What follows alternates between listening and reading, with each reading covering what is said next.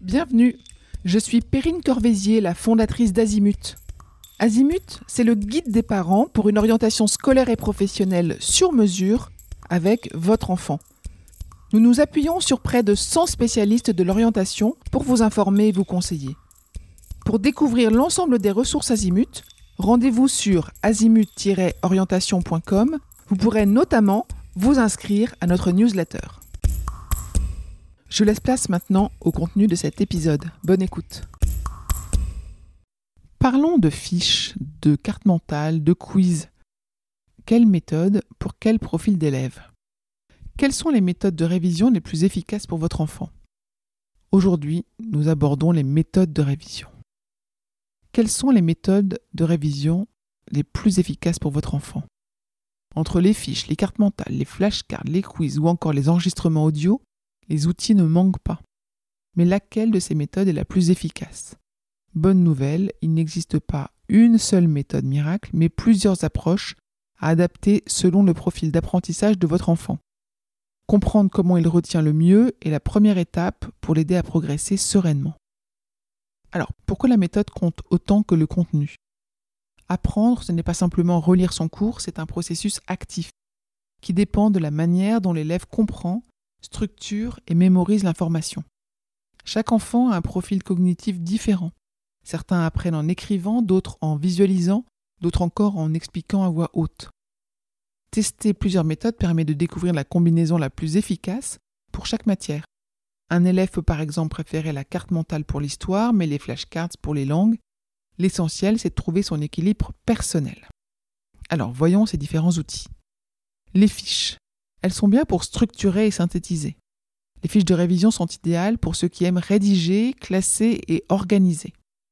Elles permettent de s'approprier le cours en le reformulant avec ses propres mots, tout en identifiant les notions essentielles. C'est bien pour des élèves au profil logique et structuré, qui ont besoin d'une vue linéaire et hiérarchisée du contenu, et ceux qui aiment rédiger à la main pour mémoriser. Un conseil, une fiche, une notion. Trop de texte nuit à l'efficacité. Mieux vaut aller à l'essentiel avec des titres clairs et quelques mots-clés. Voyons maintenant les cartes mentales, pour comprendre et relier les idées. La carte mentale, ou le mind map, est un outil de révision de plus en plus utilisé, notamment au lycée et dans l'enseignement supérieur. Elle consiste à représenter visuellement un thème au centre d'une feuille, puis à déployer des branches pour chaque idée, notion ou exemple. C'est adapté aux élèves qui ont la mémoire visuelle ou spatiale, ceux qui aiment associer des idées plutôt que de les lister, et les esprits curieux et créatifs qui retiennent mieux grâce à la couleur, au dessin ou au symbole. Pourquoi ça marche ? Parce que le cerveau retient mieux ce qu'il comprend et visualise.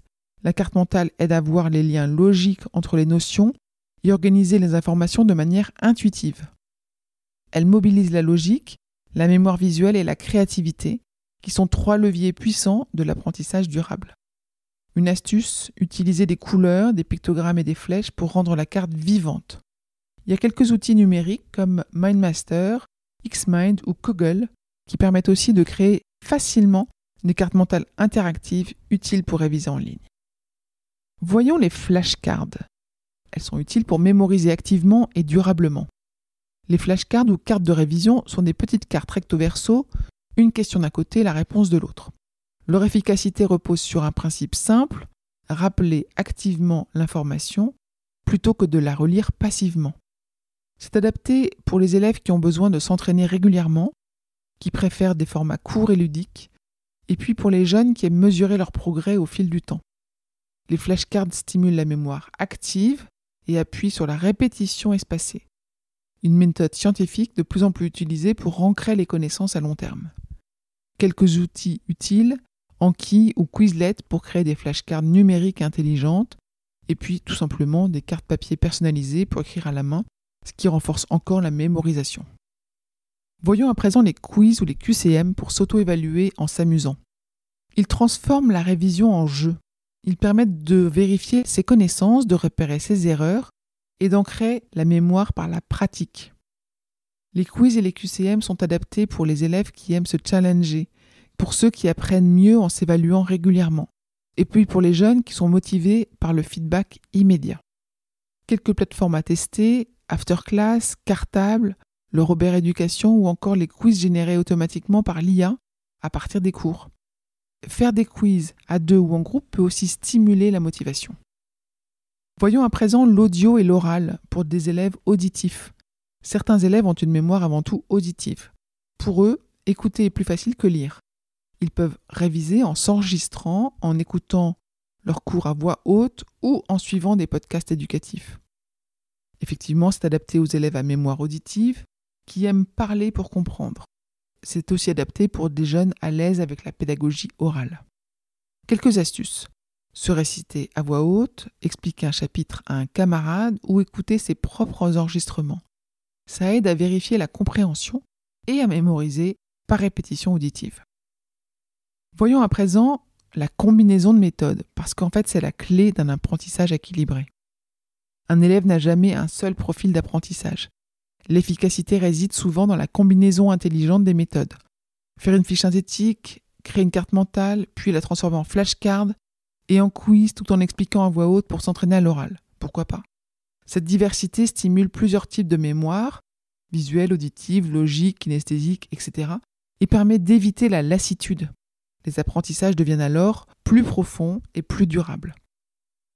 Pour conclure, rappelons-nous qu'il n'existe pas de méthode universelle. Chaque élève apprend différemment. En tant que parent, vous pouvez encourager votre enfant à tester plusieurs approches, à observer ses progrès et à trouver la méthode qui lui correspond. Surtout, rappelez-lui que la réussite ne repose pas sur la perfection, mais la régularité et la confiance. Quelques minutes de révision bien ciblées chaque jour, que ce soit avec une carte mentale ou des flashcards, valent bien mieux qu'une longue séance la veille d'un examen. Je vous retiens quelques instants.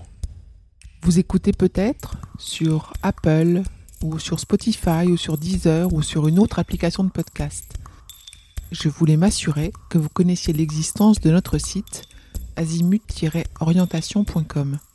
Sur ce site, les contenus sont organisés par thématique et par situation. Ceux qui connaissent adorent et utilisent notre moteur de recherche, ce qui leur permet d'aller chercher directement le bon contenu qui correspond à leurs problématiques. Je vous encourage à vous y connecter et n'oubliez pas de vous inscrire à notre newsletter. Merci de votre fidélité et à bientôt.